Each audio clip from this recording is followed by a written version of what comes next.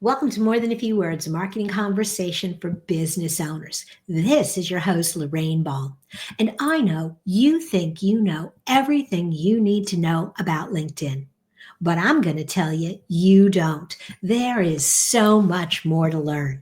And to have a conversation about what you need to know to be successful on LinkedIn, I've invited Sam Swirsky to join me. He's a LinkedIn coach and writer, and he's been doing that for several years and working with some of the largest content creators on the platform. And his specialty is growing hyper engaged fan bases for businesses and founders. Sam, welcome to the show. Thank you. What an intro. That was fantastic. Yeah, well, I've done this once or twice. I can tell. Well, and in a way, that's, I'm going to turn it around on you. Looking at some of the things that you've done on LinkedIn and the people that you've worked with, you've got some really core expertise. And so I'm going to dive right in. I want to know, I'm a small business owner. How do I go about building a fan base? Not just recruiting people to follow me, but really growing a fan base on LinkedIn. Yeah, it's a great question. Uh, One of the hardest things and also the best things about LinkedIn is that in order to make it work, you've really got to engage. It's an engagement kind of community. In fact, even people who are relatively famous who come to LinkedIn and just want to post their content and just shoot off often don't build a very big audience because they're not engaging with people. So it's really, if you have the idea of I'm going to build a community, so there's like paid community platforms. If you just treat your own content like a community, then it's a really good way to just kind of connect with your audience and learn and grow from there. Okay, I have a lot of people that toss around the word engage. When you use the word engage, what are you really suggesting people do? Sure. So there's the surface level meaning of engage, which means responding to your own comments and leaving comments on other people's posts and liking and all that kind of thing. But really, what you want to do is you want to feel people feel welcome and you want to make people feel seen. If you do it in a real robotic kind of way where you're just checking boxes, people aren't going to feel that. They want to feel like they're part of something and that they're appreciated.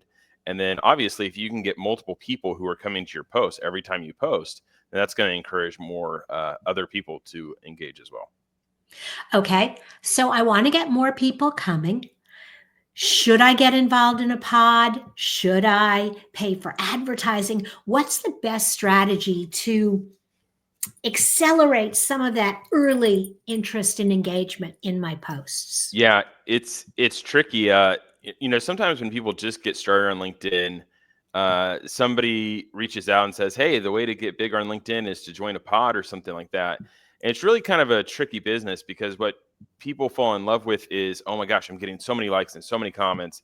And then oftentimes their business doesn't actually do well. You're getting kind of just this manufactured community on your posts, and it's really hard to go anywhere from there. And you don't build up the relationships that you need.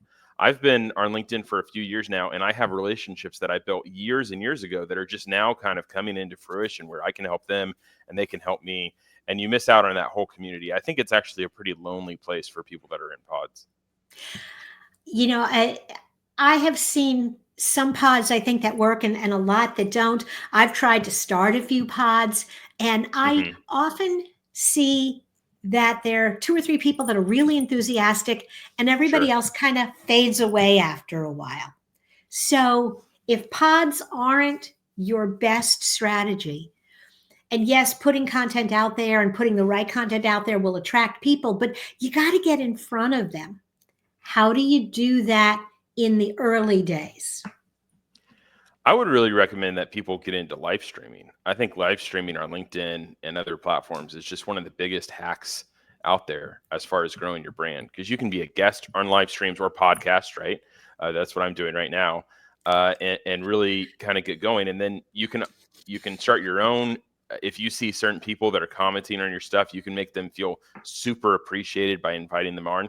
It also Mhm. works for, let's say you have somebody that's a consultant and you want to pay for their advice, but they charge hundreds of dollars an hour. Well, you can invite them on your live stream and ask them whatever, or podcast, ask whatever questions you want, and then you don't have to pay that.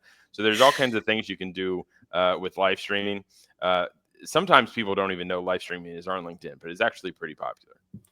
I'm going to go back and comment on a couple of the things that you said. And the first one is I love the idea of getting free consulting advice, inviting those people. If you already have a platform, if you are a podcaster, pay attention. This is good advice. Invite people who you think are super smart. Ask them questions. Absolutely. They'll be excited to share their expertise, and you're going to learn something. And And the best thing about inviting somebody on is that you're doing them a favor.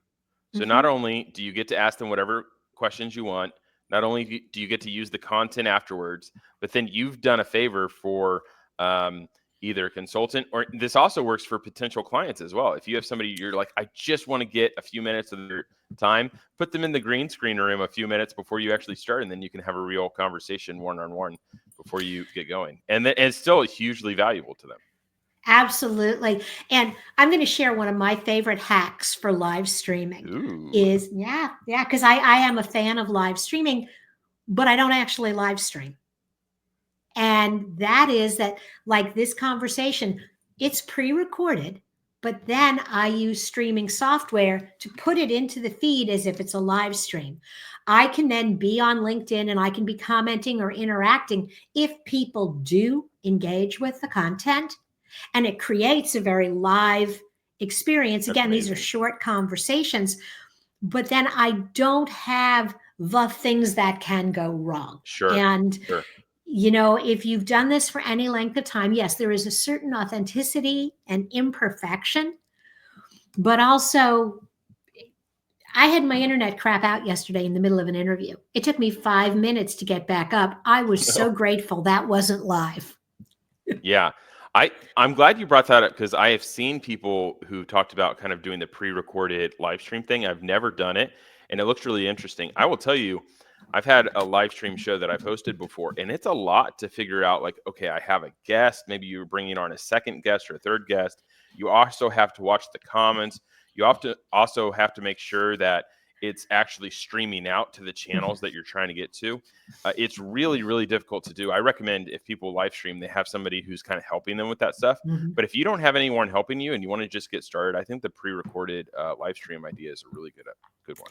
Absolutely. And I don't do a lot of editing to the interviews, so they have a nice live feel. It's not perfect, but it is good enough that people enjoy the experience, and you're sure that the content you want to deliver is out there. But I love the live stream tip. What about I would like to give one more tip. I know this is a shorter podcast, but one of the things that I'm really working on with people is that they're even if their content is doing great. I had somebody reach out to me and they were getting tons of likes and comments, 50 to 100 likes and comments per post each, both likes and comments. And they said, hey, I need help in increasing my engagement. And I took a look and I was like, you don't need help increasing your engagement right now. You need help with the offer that's on your profile. So a lot of people, probably 95% of the profiles that I'm going to, they have a vague description of what they do, and they think that's the offer. That's not an offer. So like let's say somebody says, I work with small business owners. Well, that's very vague. You're up against a lot of people. I mean, I work with small business owners to save money. Compare that to somebody who says, I help small business owners manage their weekly finances so they can make sure they get a paycheck at the end of every month, right? That's a very yes? big difference. Also, another comparison I could give is somebody says, I help people become better parents. Well, that's vague, nondescript, it's just not very helpful at all. But if that same person said, I help parents resolve their own childhood trauma so they don't pass it on to their kids, most of my clients see dramatic results after 4 to 6 weeks.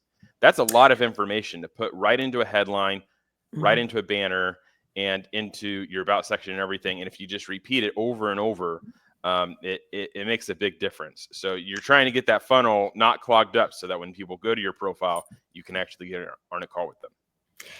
That is such good advice. And that's the thing. I think my goal in 2025 is really about refining and refining and refining that message until I get it to where it's actually doing more than just telling people about me. It is driving qualified prospects to reach out and say, hey, I think you can help me. Yeah, I can. Yeah, that's great. And I think if you do that, you'll get more business than you can handle. Well, I hope you're right. Sam, this has been wonderful. Thank you so much for joining me. Absolutely. Thanks for having me on. It's been a joy.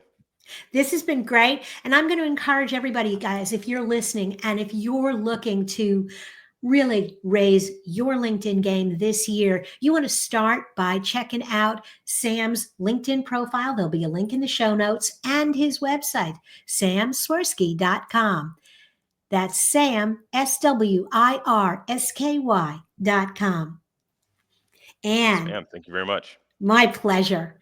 If you're looking for other resources for your business, be sure to check out morethanafewwords.com. You'll find hundreds of conversations just like this, white papers, webinars, and even an opportunity to sign up for a one-on-one session to take your marketing forward.